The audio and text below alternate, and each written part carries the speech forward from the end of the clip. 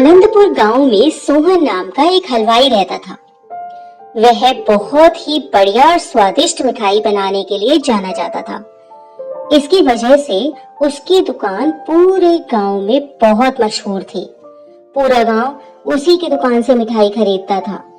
वह और उसकी पत्नी मिलकर शुद्ध देसी घी की मिठाइयां बनाते थे। इससे मिठाइयां काफी अच्छी और स्वादिष्ट बनती थी। हर रोज शाम होते होते उसकी सारी मिठाइयां बिक जाती थी और वह एक अच्छा खासा मुनाफा कमा लेता था।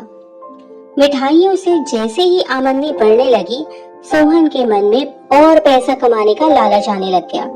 अपने इसी लालच के चलते उसे एक तरकीब सूझी।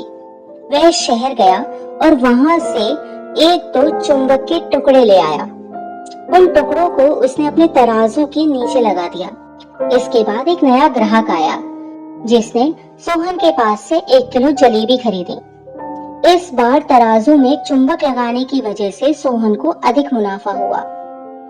उसने अपनी इस तरकीब के बारे में अपनी पत्नी को भी बताया, लेकिन उसकी पत्नी को सोहन की यह चालाकी बिल्कुल अच्छी नहीं लगी।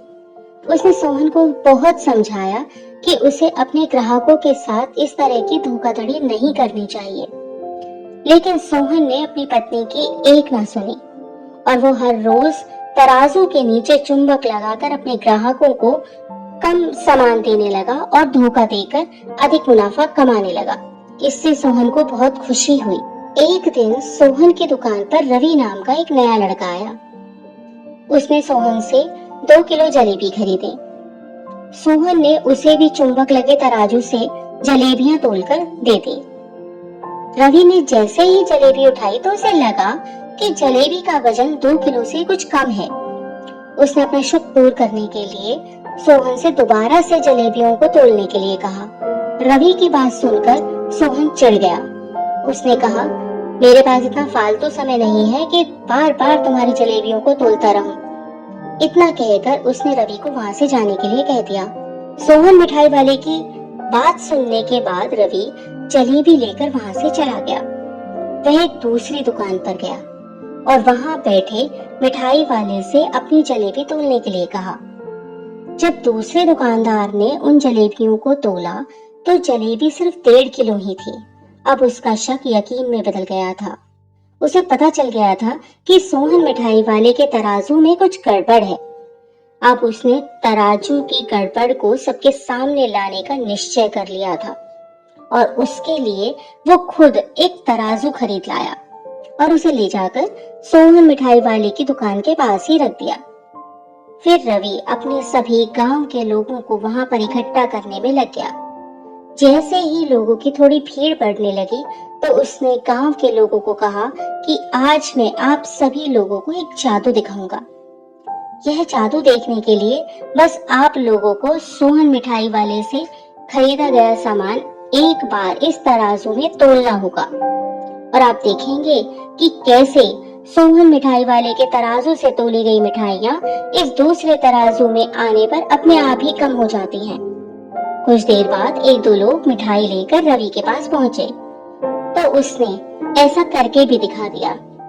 इसके बाद सोहन की दुकान से जिसने भी मिठाई खरीदी थी सभी ने राजू को तराजू में तोलकर देखा तो सबकी मिठाइयां 250 ग्राम से लेकर आधा किलो तक कम निकली। यह सब देखकर लोगों को काफी हैरानी हुई। अपनी दुकान के पास ही यह सब होता देखकर सोहन मिठाई वाला रवि से झगड़ा करने लगा। उसने लोगों को बताया कि रवि यह सब नाटक कर रहा है अपनी बात को सही साबित करने के लिए। रवि सीधे सोहन मिठाई वाले का तराजू लेकर आया और तराजू में लगे हुए चुंबक को निकालकर सबको दिखाने लगा। यह देखकर गांव वालों का गुस्सा 7वें आसमान पर चढ़ गया। सब ने मिलकर उस लालची मिठाई वाले को खूब मारा। अब उस लालची मिठाई वाले को अपने लालच और उसके कारण की गई गलत हरकतों पर पछतावा हो रहा है। उसने अपने गांव के सभी लोगों से माफी मांगी और यह वादा भी किया कि भविष्य में कभी कोई ऐसी जालसाजी नहीं करेगा। सोहन की इस धोखाधड़ी से पूरा गांव नाराज था, इसलिए लोगों ने उसकी दुकान में जाना कम कर दिया था। उधर सोहन के पास पछताने के अलावा और कुछ नहीं बचा था, क्योंकि वह पहले ही पूरे गांव का भरोसा खो चुका था। तो हमें इस कहानी से यही सीखने को मिलता है कि हमें कभी भी लालच नहीं करना चाहिए। हमेशा ईमानदारी के साथ काम करने से ही इंसान का नाम होता है। लालच के चलते भले ही कुछ समय के लिए हमें ज्यादा फायदा हो जाए, लेकिन उससे इज्जत और आत्मसम्मान दोनों ही कम हो जाते हैं।